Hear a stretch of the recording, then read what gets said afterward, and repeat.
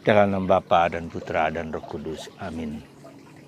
Allah Bapa di surga, kami mengucap syukur dan terima kasih atas orang tua kami, atas kakek nenek kami, dari pihak ibu atau dari pihak bapak. Kami juga berterima kasih atas leluhur kami, karena merekalah kami menjadi seperti sekarang. Berkatilah mereka, limpahkanlah belas kasihan kepada mereka semua, baik yang masih hidup maupun yang sudah meninggal, dengan belas kasihan-Mu, sehingga mereka mendapat tempat yang layak di hadirat-Mu. Terpujilah nama-Mu kini dan sepanjang segala masa. Amin. Saudaraku yang terkasih dalam Kristus, kemarin Gereja Kudus memperingati hari lansia, hari kakek nenek, hari opung, hari orang tua kita yang mungkin yang sudah tua, sudah renta, ya. Dan kita diingatkan juga oleh gereja tentang hari itu, dan itu akan dirayakan setiap minggu keempat dari bulan Juli, mendekati hari raya Santo Yoakim dan Santa Ana yang hari ini kita rayakan. Saudara, apa yang mau saya sampaikan kepada Anda? Gereja mau mengajak kita betapa penting dan sentralnya keluarga itu. Ya. Betapa penting sekali lagi sentralnya keluarga itu. Kita hidup hanya karena keluarga. Anda menikah, keluarga untuk anak-anak. Dan kita adalah manusia yang juga produk dari masa lalu kita, dari orang tua kita, kakek nenek kita, leluhur kita. Ada garis dari ayah dan garis dari ibu, sehingga kita terbentuk sampai sekarang.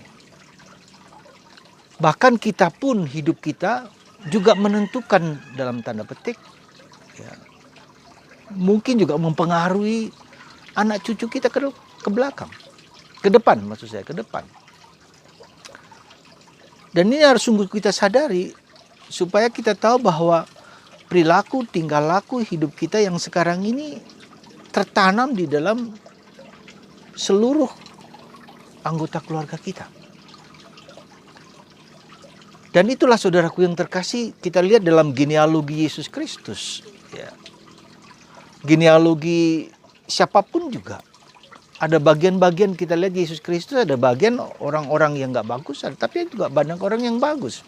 Leluhur kita yang indah, yang bagus. Dan itu merupakan aliran kehidupan yang membentuk kita menjadi seperti sekarang ini. Ya.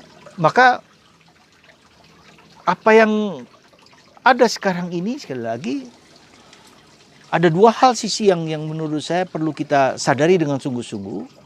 Ya, pertama adalah bahwa kita berdoa untuk leluhur kita, untuk orang tua kita yang masih hidup, tapi juga untuk orang tua kita yang mungkin sudah meninggal atau kakek nenek kita berdoa.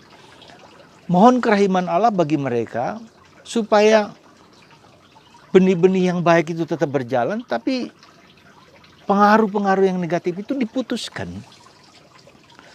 Kita tahu bahwa tidak semua yang baik, yang jahat itu, ya, tidak hanya semua yang baik, tapi yang jahat pun bisa berpengaruh. Dan kita sadar bahwa itu juga pengaruh dari mereka. Maka kita mohon rahmat kepada Tuhan untuk mengampuni mereka, untuk memaafkan mereka. Kita yang masih hidup berdoa untuk mereka, supaya mereka yang sudah meninggal itu mendapat tempat yang layak dan belas kasihan dari Tuhan.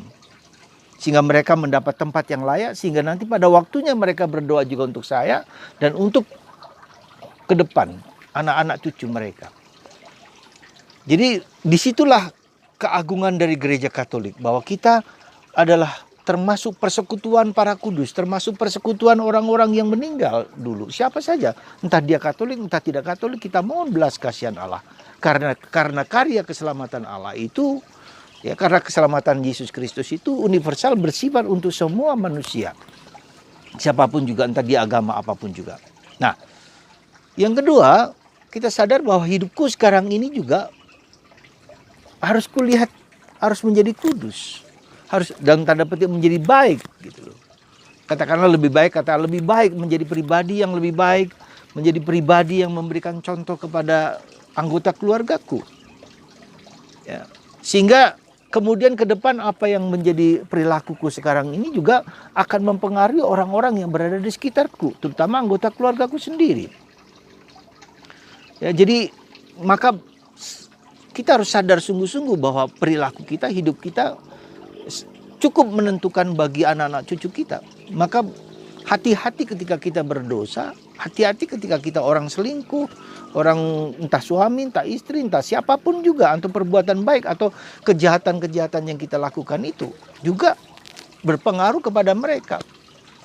Ya, maka katakanlah seperti dosa kita, perbuatan kita menjadi 7 keturunan dalam batas tertentu, kita lihat itu. Maka kalau kita perhatikan di dalam kitab Kejadian bahwa kenapa orang itu begitu, karena leluhur mereka juga seperti itu.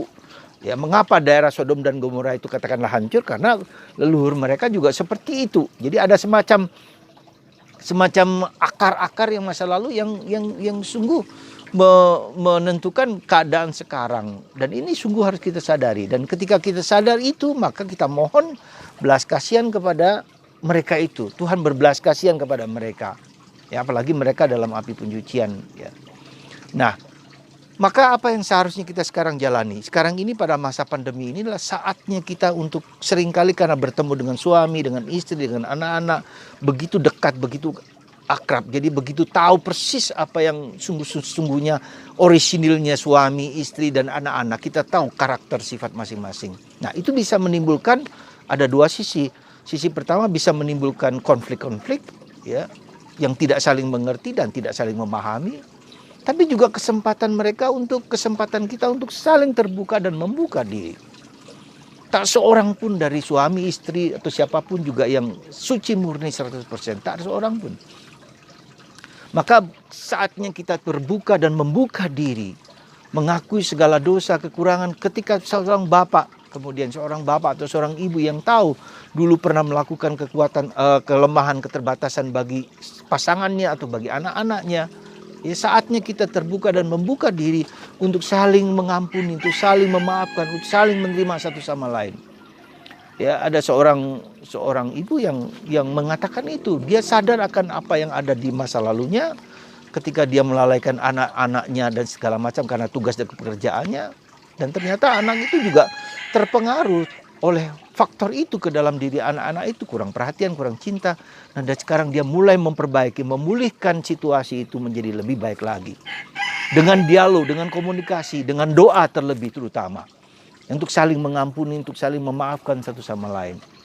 Nah, itulah kesempatan indah.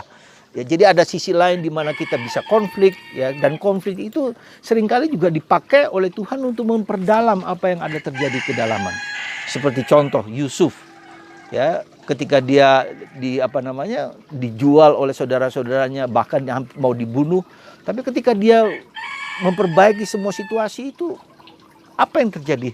Tuhan memang menghendaki demikian, engkau menjual aku, ya, supaya mempersiapkan aku untuk kedatanganmu di saat kalian sedang mengalami kesulitan, kemiskinan. Tuhan punya rencana yang begitu indah. Maka kesempatan kita sekarang ini, saat ini, detik ini, di masa pandemi ini, ketika relasi kita satu sama lain menjadi tidak baik, justru kesempatan kita untuk memperdalam niat baik awal kita dalam kehidupan ini, ya. Dan sungguh harus hati-hati. Pekerjaan kita, hidup kita sekarang ini menentukan apa yang kemudian di depan ke depan kita. Untuk siapa? Untuk anak cucu kita, ya. Untuk siapapun juga, bahkan, ya, kalau kita misalnya katakanlah berbuat jahat, siapa yang akan mendoakan kita? Kecuali kalau kita anak-anak kita yang berdoa untuk kita, ya.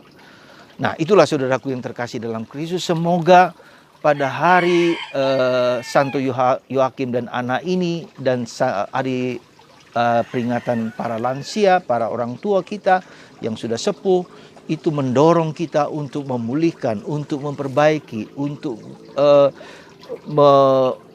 memperbaiki relasi antar keluarga kita. Kalau ada konflik pasti bisa terjadi, dan kalau kita tidak mampu, kita mohon rahmat Allah.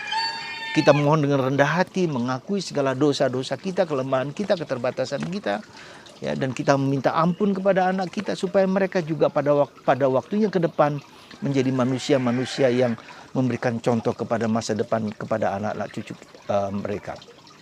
Saudara, Semoga hari ini sungguh menguatkan kita, dan bagi Anda yang orang tua, supaya dengan rendah hati mengakui, menerima kenyataan itu dan berusaha memperbaiki relasi kita satu sama lain di antara keluarga kita. Kalau tidak mampu, kita berdoa, terlebih mohon ampun kepada Tuhan dulu, dan mengizinkan Tuhan akan pelan-pelan memperbaiki relasi kita satu sama lain dalam keluarga kita. Semoga Tuhan memberikan rahmat kelimpahan yang berkat yang melimpah kepada Anda semua. Bagi Anda yang sakit orang tua, untuk tetap berharap dalam situasi pandemi ini yang tidak mudah. Ya, seringkali kita mengharapkan anak kita datang, menghibur kita, menguatkan kita, tetapi juga mereka penuh dengan ketakutan dan kecemasan. Jangan sampai opa mereka, kakek nenek mereka dipengaruhi oleh anak-anak mereka yang terpapar. Ya, jadi semua seringkali harus diperhatikan dengan sungguh-sungguh, bila tidak lewat datang, lewat HP, lewat kontak dan seterusnya. Jangan sampai terjadi di kota Magelang, pasangan suami istri yang sudah tua ternyata meninggal tanpa diketahui anaknya sudah seminggu sudah busuk. Mengerikan. Ya, tapi itulah kenyataan yang terjadi. Kita diingatkan untuk saling memperhatikan hal-hal tersebut. Tuhan memberkati Anda semua, dan bagi Anda orang tua, Andalah kata Paus Benediktus ke-16, doa Anda didengarkan Tuhan seperti Yoakim dan Ana. Tuhan memberkati Anda semua. Penuh harapan. Banyaklah berdoa, banyaklah bersujud, banyaklah mohon ampun, banyaklah berbelas kasihan kepada anak-anak kita, berdoa untuk mereka dengan doa yang tak terkatakan satu sama lain. Tuhan memberkati Anda semua, menjaga Anda dari segala virus corona. Tetap kuat dan tabah dalam hidup ini. Tuhan berkati Anda, Bapa, Putra, dan Roh Kudus. Amin.